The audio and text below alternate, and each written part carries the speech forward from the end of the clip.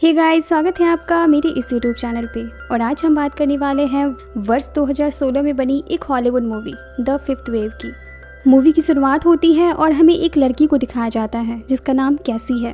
उसके हाथ में एक गन है और वो काफ़ी घबराई हुई है और जंगल के रास्ते लगातार भाग रही है। तभी उसे जंगल के पास एक शॉप दिखाई देता है। कैसी वहाँ जाती है और कुछ खाने पीने का सामान वहाँ से ले लेती है, लेकिन तभी उसे वहाँ पर किसी के चिल्लाने की आवाज़ आती है। कैसी वहाँ जाकर देखती है तो वहाँ एक घायल आदमी होता है जिसके हाथ में गन है। कैसी उसे कहती है कि तुम अपना गन नीचे करो। वो गन नीचे कर देता है, लेकिन उस आदमी के पॉकेट में कुछ चमकती हुई चीज़ होती है।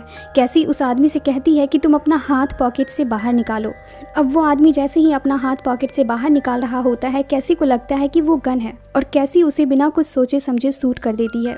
कैसी जब पास जाकर देखती है तो वो एक क्रॉस होता है और ये देखकर कैसी को बहुत पछतावा होता है, लेकिन कैसी ने जो कुछ भी किया था वो अपनी जान बचाने के लिए किया था।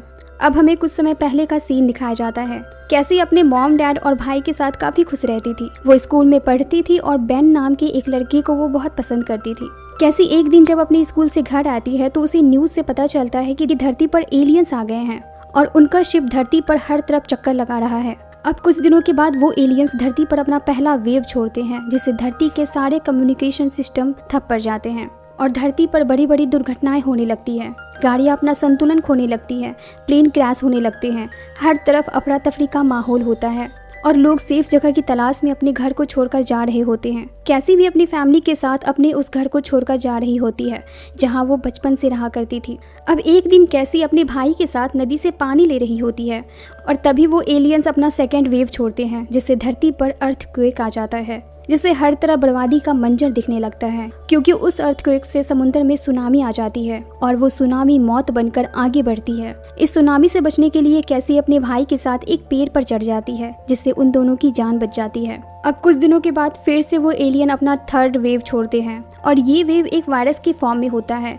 जो वो बर्ड्स के द्वारा फैला रहे होते हैं और इस वायरस से दुनिया में बहुत सारे लोग मारे जाते हैं। कैसी की मॉम एक डॉक्टर थी जो इस वायरस से इन्फेक्टेड लोगों की इलाज करने के दौरान खुद इन्फेक्टेड हो जाती है और वो मारी जाती है। कैसी के डैड अब समझ जाते हैं कि दुनिया धीरे धीरे बर्बाद हो रही है और उसे अपने दोनों बच्चों को बचाना है, इसलिए वो अपने दोनों बच्चों को लेकर एक कैंप में चले जाते हैं जहां पहले से बहुत सारे लोग सरवाइव कर रहे थे।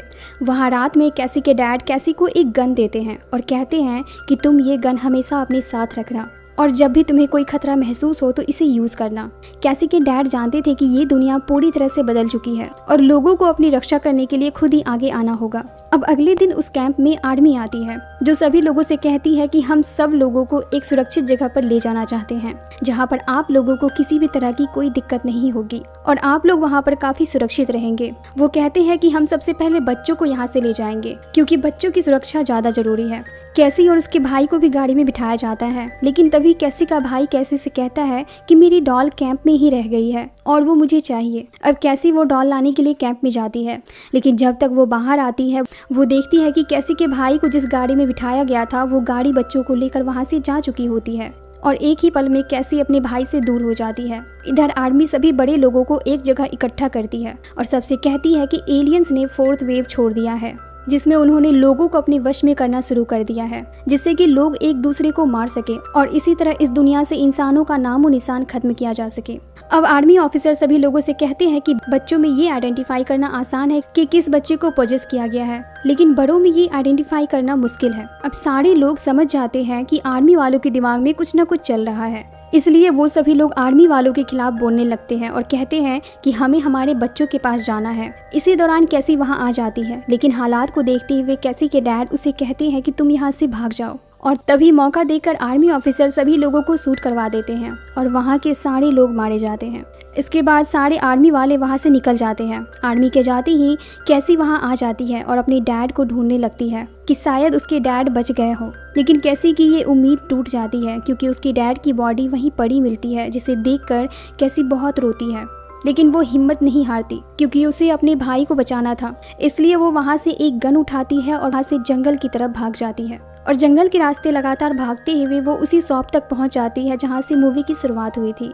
अब उन बच्चों को दिखाया जाता है जिन्हें आर्मी ऑफिसर लेकर आए थे। उन बच्चों को एक कैंप में लाया गया था यहाँ बैन भी होता है जिसे कैसी पसंद करती थी। बैन को एक लेडी डॉक्टर के पास भेजा जाता है। वो लेडी डॉक्टर बैन से कहती है कि एलियंस इंसानों को अपना शिकार बना रहे हैं। वो इंसान के दिमाग में वायरस भेज रहे हैं जिससे इंसान का दुश्मन बनता जा रहा है और अब हम बच्चों के द्वारा धरती पर आए उन वायरस को खत्म करना चाहते हैं। बैन को अब चेक किया जाता है लेकिन बैन नॉर्मल होता है। अब वो लेडी डॉक्टर बैन के गले में एक ट्रैकर लगाती है जिससे कि बैन कहीं भी जाए तो आर्मी ऑफिसर के पास उसके लोकेशन का पता रहे। बैन के साथ यहाँ पर जितने भी बच्चे लाए गए थे सभी को ये ट्रैकर लगा दिया जाता है।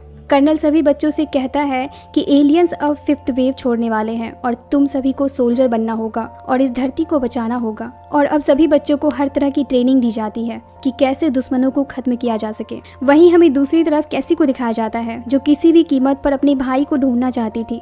वो लगातार जंगल के रास्ते आगे चलती हुई एक सड़क पर आ जाती है जहां उस पर कोई हमला कर देता है जिससे कैसी का पैर बुरी तरह से जख्मी हो जाता है।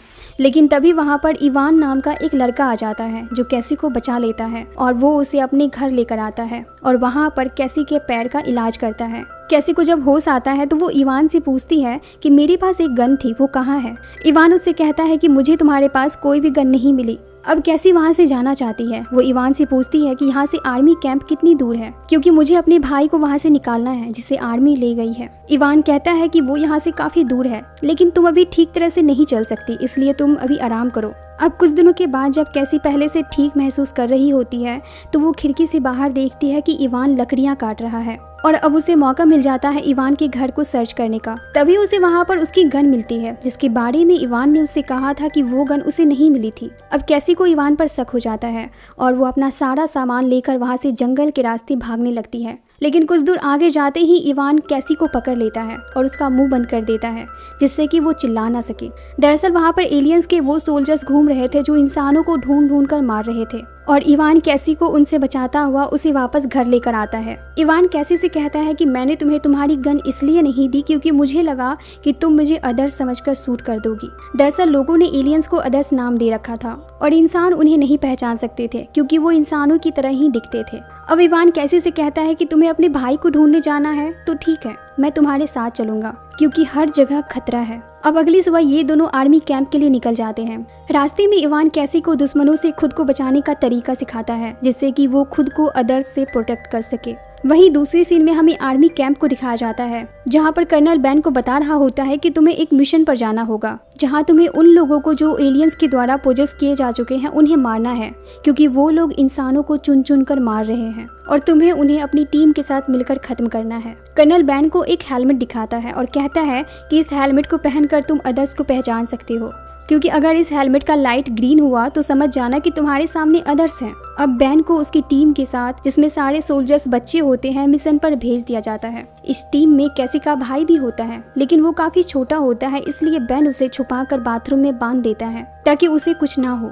वहीं हमें कैसी को दिखाया जाता है जिसकी इवान के साथ अच्छी दोस्ती हो गई है। उसे इवान पर पूरा भरोसा हो गया है कि वो एक अच्छा लड़का है और वो धीरे धीरे इवान को पसंद भी करने लगती है। इधर हमें बैन को दिखाया जाता है जो अपनी टीम के साथ उस जगह पर पहुंच चुका था जहां उसे अदर्स को आइडेंटिफाई करके मारना था। अब ये सभी अपने हेलमेट से आइडेंटिफाई कर लेते हैं कि उसके सामने बहुत सारे अदर्स हैं क्योंकि उन सभी के सिर ग्रीन कलर के दिखाई दे रहे होते हैं जैसा कि कर्नल ने कहा था, मतलब कि वो सभी एलियंस के द्वारा पोजेस किए हुए इंसान हुए। अब ये लोग उन पर गोलियां चलाना शुरू कर देते हैं। बदले में अदर्स भी इन पर गोलियां चलाते हैं और इसी दौरान बैन के साथ आया एक बच्चा मारा जाता है क्योंकि उसे गोली लग जाती है। इसी के ग्रुप में रिंगर नाम की एक लड़की होती है। वो एक बड़े से बस को ब्लास्ट करके अदर्स को डाइवर्ट करती है और ये लोग एक बिल्डिंग के नीचे सेफ जगह पर चले जाते हैं क्योंकि ये लोग बाकी बचे बच्चों को कोई भी नुकसान नहीं होने देना चाहते। रिंगर काफी थक चुकी थी इसलिए वो अपने माथे पर लगे हेलमेट को नीचे उतारती है। तभी सारे बच्चे देखते हैं कि रिंगर का सिर भी ग्रीन कलर का दिखाई दे रहा होता है। ये देखकर सारे बच्चे डर जाते हैं लेकिन इसी दौरान बैन भी कुछ नोटिस करता है और वो भी अपने हेलमेट को नीचे उतार देता है। अब उसका सिर भी ग्रीन कलर का दिखाई देने लगता है। अब सारे बच्चे इन दोनों पर गोलियां चलाना चाह रहे थे लेकिन तभी बैन कहता है रुको, हमें फंसाया जा रहा है। जिसे हम अदर्स समझ रहे हैं वो हमारी ही तरह इंसान है और जिन्होंने हमें इंसानों को अदर्स कहकर मारने के लिए भेजा है वो खुद अदर्स हैं। दरअसल जितने भी आर्मी ऑफिसर्स थे वो सारे अदर्स थे और वो इन बच्चों का ब्रेन वॉश करके इनकी एक फौज तैयार करना चाहते थे जिससे कि वो धरती पर बचे सारे इंसानों को खत्म कर सके। अब बेन सारे बच्चों से कहता है कि तुम लोग वापस कैंप नहीं जाओगे, लेकिन मुझे कैंप जाना होगा क्योंकि वहाँ पर कैसी का छोटा भाई होता है और वो बेन के कारण ही वहाँ रह गया था, इसलिए बेन उसे बचाना चाह रहा है। वो कहता है कि मुझे सूट करो ताकि मैं घायल हो जाऊं और उन लोगों को मुझ पर शक न हो। इधर हमें कैसी को दिखाया जाता है जिस पर एक अदर्स हमला कर देता है, लेकिन इवान उस अदर्स को मार देता है। ये देखकर कैसी समझ जाती है कि इवान भी एक अदर्स है। कैसी के पूछने पर इवान कहता है कि मैं एलियन हूँ, लेकिन मैं इंसान भी हूँ, मैं दोनों हूँ। ये पहली बार नहीं है जब एलियंस धरती पर आए हैं, इससे पहले भी वो कई बार आ चुके हैं और हम जैसों को एलियंस बनाकर यहाँ से चले गए हैं, लेकिन मैं हमेशा से औरों से अलग रहा। मुझ में धीरे धीरे बदलाव आने लगा और जब से मैं तुमसे मिला हूँ मैं पूरी तरह से बदल गया हूँ, क्योंकि इवान भी कैसी को पसंद करने लगा था। इवान कैसी से कहता है कि मैंने तुम्हें पहली बार तब देखा था जब एक अदर्स तुम्हें सूट कर रहा था, लेकिन उसका निशाना तुम पर सही से नहीं लगा क्योंकि मैंने उससे पहले ही उसे सूट कर दिया था। लेकिन कैसी को इवान पर विश्वास नहीं होता और वो वहाँ से जाने लगती है। इवान कैसी से कहता है कि आर्मी ऑफिसर्स खुद एक एलियन है और वो बच्चों को फिफ्थ वेव की तरह यूज करना चाहते हैं ताकि धरती पर बचे इंसानों को उनकी द्वारा खत्म किया जा सके। अब कैसी किसी तरह उस आर्मी कैंप तक पहुंच जाती है जहां वो लेडी ऑफिसर उसे एक नया सोल्जर समझकर उसका हेल्थ चेकअप करने लगती है, लेकिन कैसी उस पर हमला कर देती है और उसका ड्रेस पहनकर वहां से बाहर निकल जाती है ताकि उस पर कोई शक न कर सके और वो आसानी से अपने भाई को ढूंढ सके। वहीं हमें बेन को दिखाया जाता है जिस पर कर्नल को शक हो चुका है। बेन कर्नल से कहता है कि मुझे पता है कि यहाँ क्या चल रहा है और तुम लोग कौन हो। अब बेन को अपने कैंप के लिए खतरा समझकर कर्नल अपने सोल्जर से कहता है कि इसे ले जाओ और खत्म कर दो। अब जब वो सोल्जर बेन को लेकर जा रहा होता है तभी वहाँ पर ब्लास्ट होने लगता है और इस मौके का फायदा उठाकर बेन उस सोल्जर पर हमला कर देता है और वहाँ से भाग जाता है। और तभी उसे वहाँ कैसी मिलती है। वो कैसी से कहता है कि उसका भाई यहीं फंसा हुआ है। अब ये दोनों डिसाइड करते हैं कि ये दोनों मिलकर कैसी के भाई को ढूंढेंगे। तभी वहाँ पर इवान आ जाता है और कहता है कि ये कैंप अगले 10 मिनट में ब्लास्ट हो जाएगा, इसलिए यहाँ से जल्दी बाहर निकलो। अब कैसी अपने भाई को ढूंढने लगती है और कैसी को उसका भाई मिल जाता है। अब ये लोग जैसे ही कैंप से बाहर निकलते हैं ये देखते हैं कि कर्नल सारे बच्चों को प्लेन में बैठाकर कहीं ले जा रहा है। कर्नल की नजर इन सब पर पड़ती है और वो इन पर हमला भी करवाते हैं, लेकिन ये लोग किसी तरह बच जाते हैं और कुछ ही देर में वो पूरा कैंप ब्लास्ट हो जाता है। और तभी वहाँ पर रिंगर गाड़ी लेकर आ जाती है और इन लोगों को वहाँ से बचाकर ले जाती है। अब ये सभी साथ थे और ये लोग डिसाइड करते हैं कि वो उन बच्चों को कर्नल के चुंगल से छुड़ा कर लाएंगे जिन बच्चों को वो अपने साथ ले गया है और एक नई जिंदगी की शुरुआत करेंगे। इसी के साथ इस मूवी का द एंड होता है। इसी तरह के मूवीज एक्सप्लेनेशन वीडियोस देखने के लिए मेरी वीडियोस को लाइक करें और चैनल को सब्सक्राइब जरूर करें। Thank you.